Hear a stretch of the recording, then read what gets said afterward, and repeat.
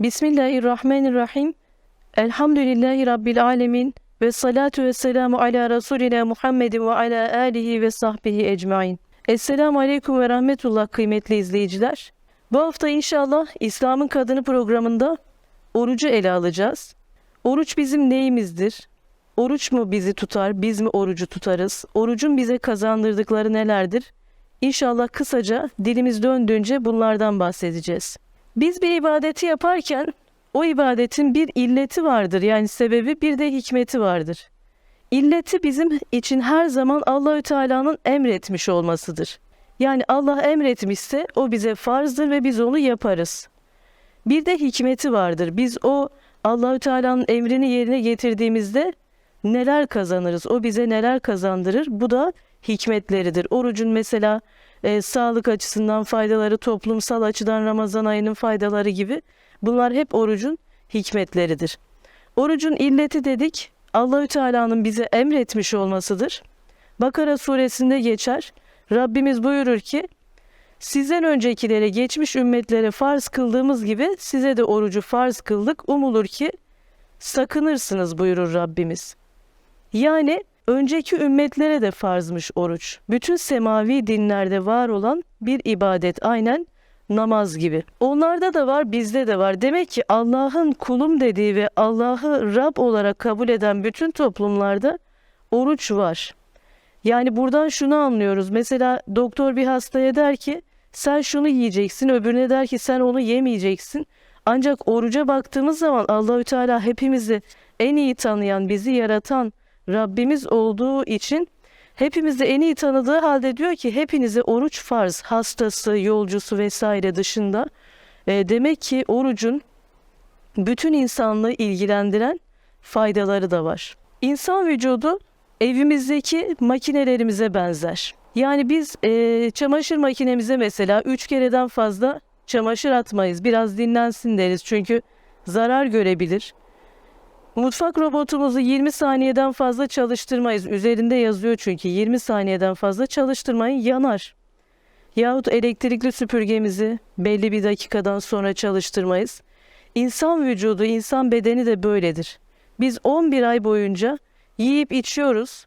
Ara da veremiyoruz. Yani hani öyle bir nefis var ki bizde.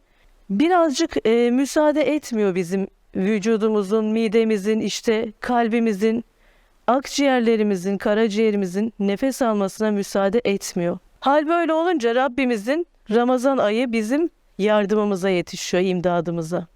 Ve Ramazan ayında biz vücudumuzu bir manada dinlendirmiş oluyoruz. Nefsimizi durdurup ruhumuza yöneliyoruz. Çünkü mide dolunca kalp çalışmıyor, kafa çalışmıyor, uyku geliyor. İnsan bünyesi çok fazla zarar görüyor. Efendimiz Aleyhisselam buyuruyor ya, insanoğlu midesinden daha kötü bir kap doldurmamıştır.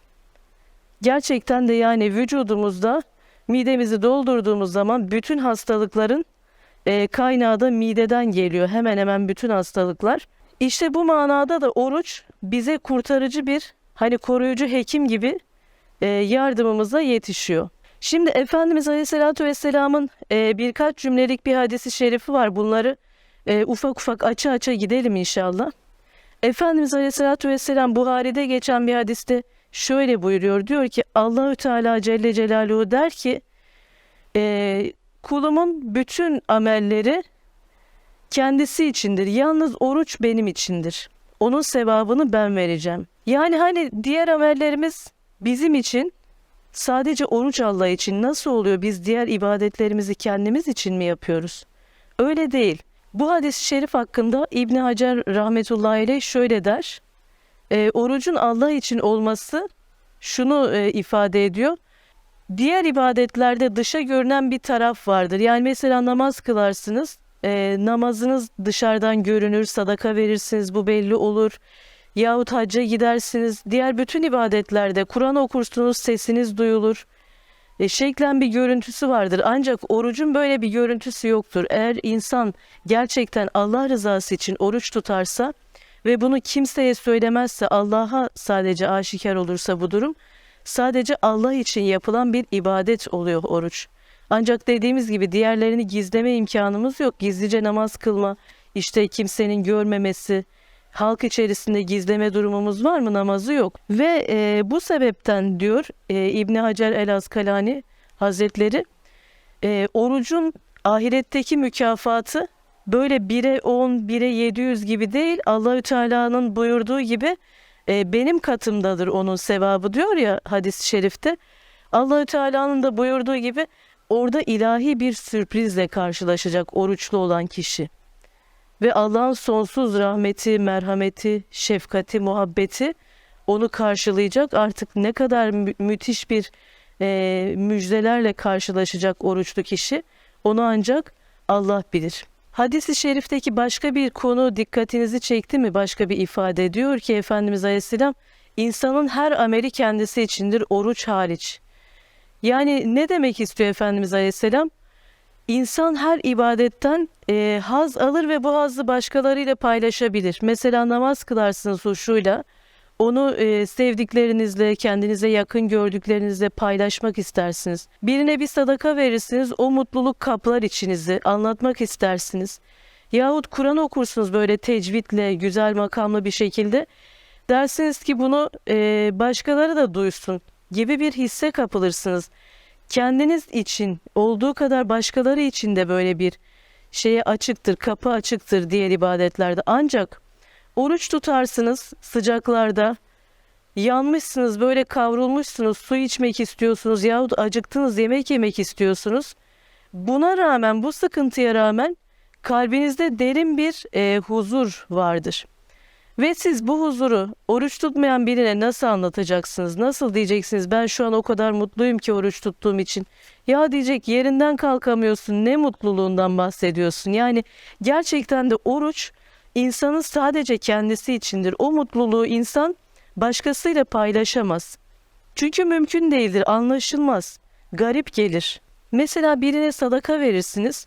O sadakanın mutluluğu sizin kalbinizi kaplar, size böyle büyük bir mutluluk verir. Bunun gibi işte bütün ibadetlerde insanın duyduğu bir haz vardır.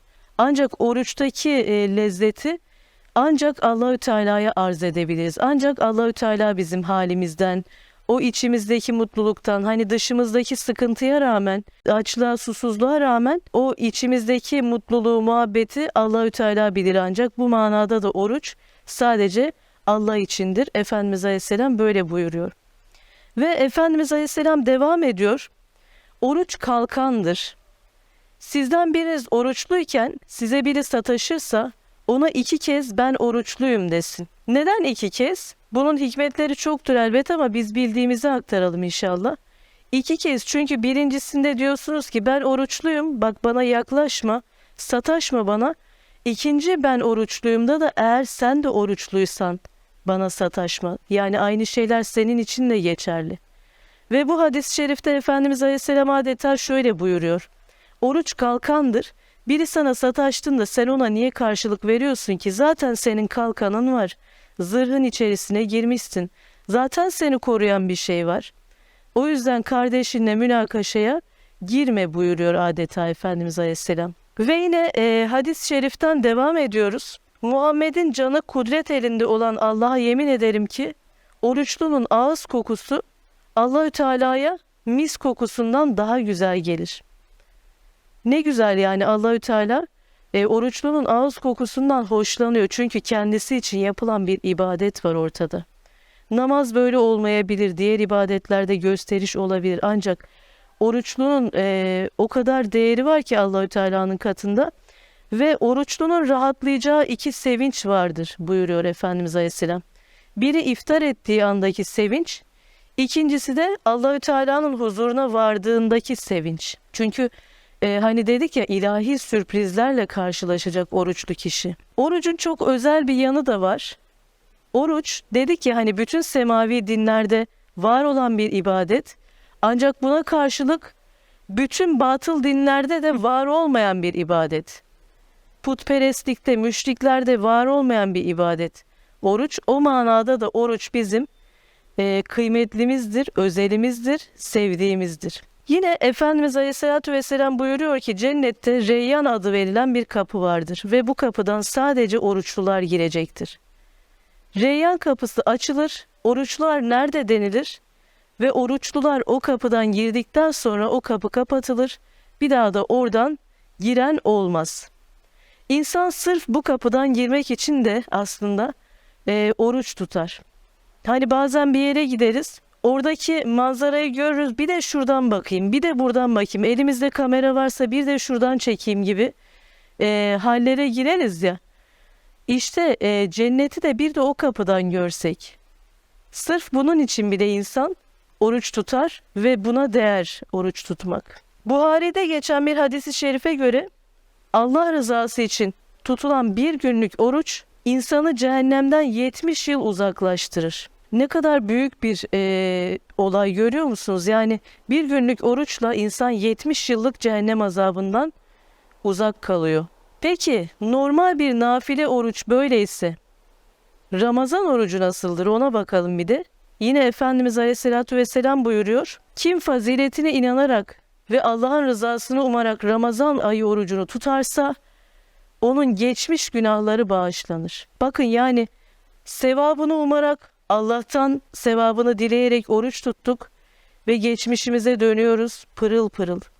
Kir kalmamış, günah kalmamış, hata kalmamış. Belki de günahlarımız sevaba dönüşmüş. Çünkü kim iman edip, tövbe edip, salih ameller işlerse diyor Allahü Teala, onun diyor biz günahlarını sevaba çevireceğiz. Demek ki yani Ramazan ayında bir mürakabeye girersek, hani nefis tezkiyesine girersek, bir kendimizi sorgular, tövbe edersek, imanımızı yenilersek, salih ameller illaki işlersek ne oluyor?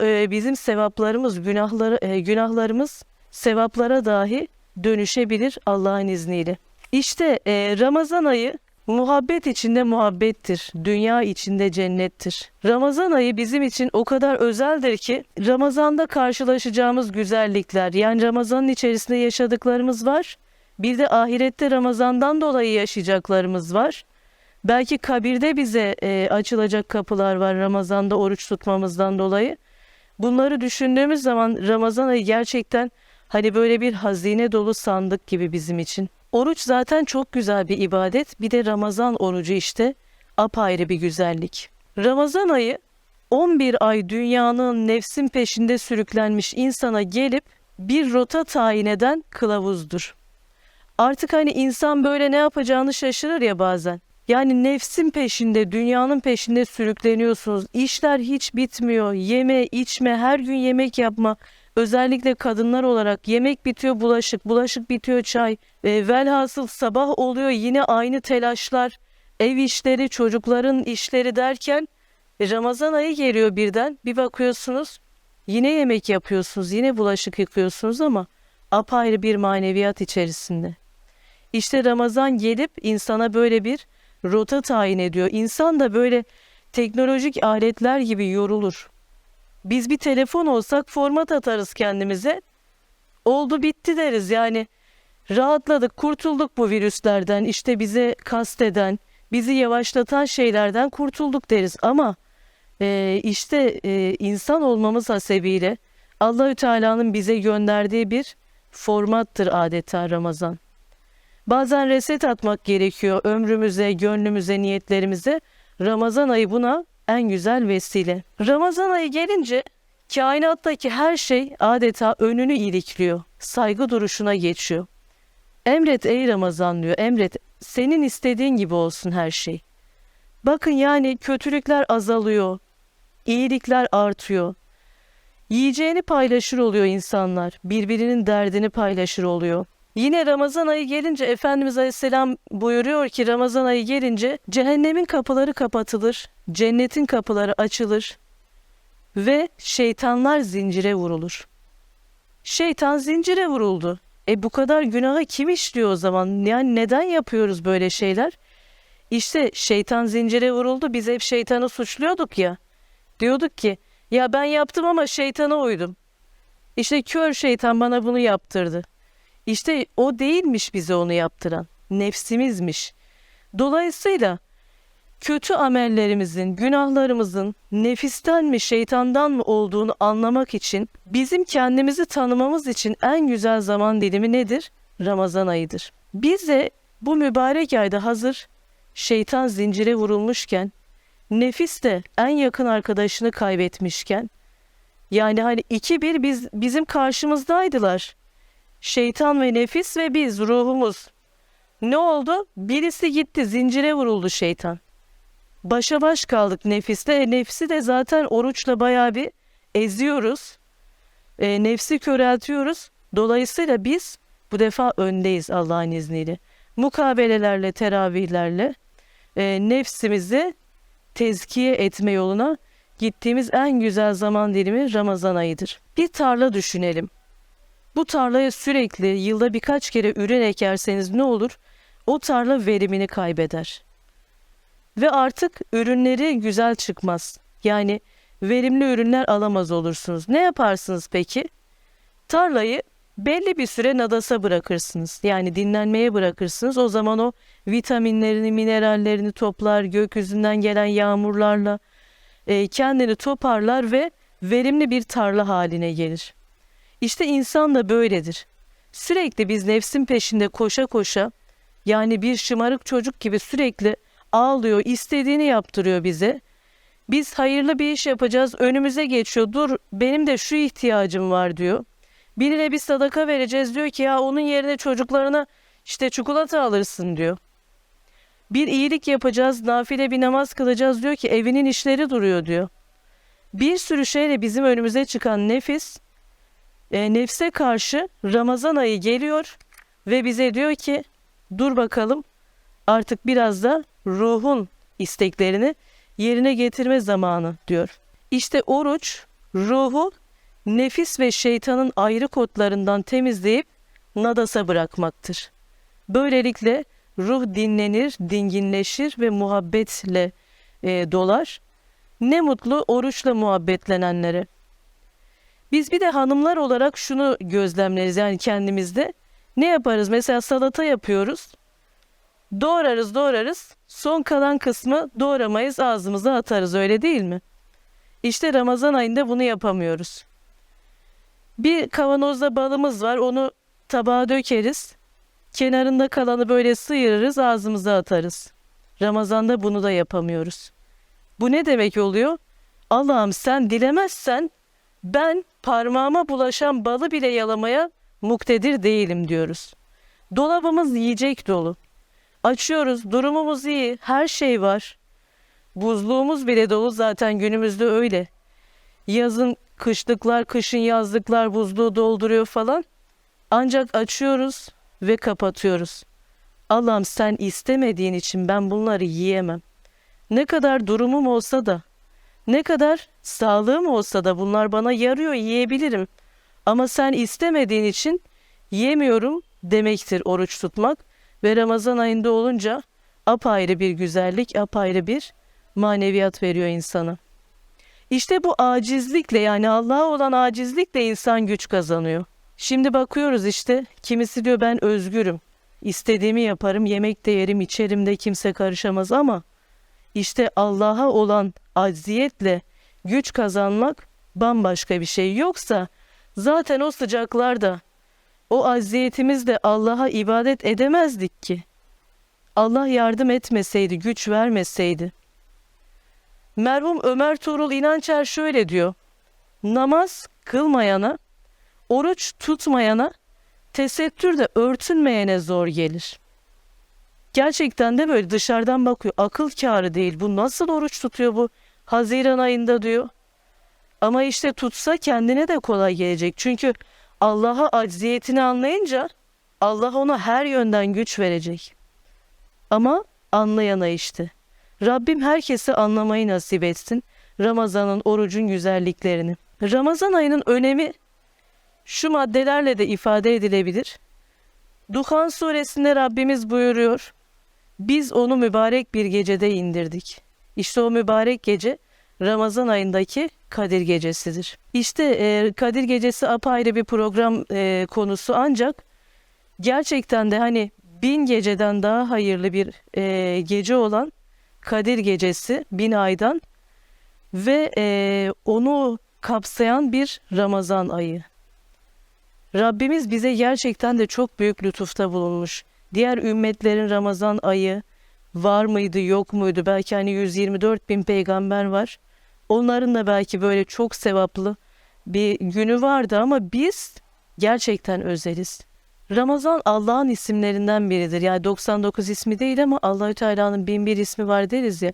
Allah'ın isimlerinden biridir. Ve Allahü Teala'nın ismini taşıyan bir şey elbette değerlidir. Yine Ramazan'ın kelime anlamına baktığımız zaman yakan anlamına geliyor Ramazan. Yani insanın günahlarını yakan, kötülüklerini, hatta nefsini yakan ve yine temizleyen anlamına geliyor. Başka bir anlamı da bu. Temizleyen, insanı tertemiz kılıyor Ramazan ayı. Bu manada Ramazan bizler için çok önemlidir. Yine bu ayın önemlerinden birisi de birleştirici, barıştırıcı olması. Ramazan ayında ve sonrasındaki bayramda dargınlar barışır, insanlar birbirini ziyaret ederler. Kapsayıcı, kucaklayıcı olurlar herkes birbirine karşı. Ve bu manada da Ramazan toplumsal olarak bizim için çok büyük hayırlar barındırıyor. Bunlar da ayrı ayrı işlenebilecek konulardır zaten. Her sene bir defa yaşanan Ramazan ayı gecesi ayrı, gündüzü ayrı heyecanlara tanık olur. Yani bize bir misafirliğe gelmiş gibi geceleyin ayrı bir heyecan verir bize. Gündüz ayrı, gecesi işte akşamı teravih, gecesi sahur, ondan sonrası kalkıyoruz, oruç tutuyoruz akşama kadar. Mukabeleye gidiyoruz, mukabele yapıyoruz tanıdıklarımızla, komşularımızla yahut camilerde. İşte Ramazan ayı bambaşka bir hareket ayı. Yani oturup kalma, çakılıp kalma değil, hareket ayı Ramazan. Bu manada da hani bizi böyle bir yıl boyunca yatan nefsimizi, bedenimizi, uyuyan bizi uyandıran bir dirilticidir. Yani aynı sahurda davulcular bizi kaldırıyor ya, Ramazan da aslında en baştan bizi ayağa kaldırıyor.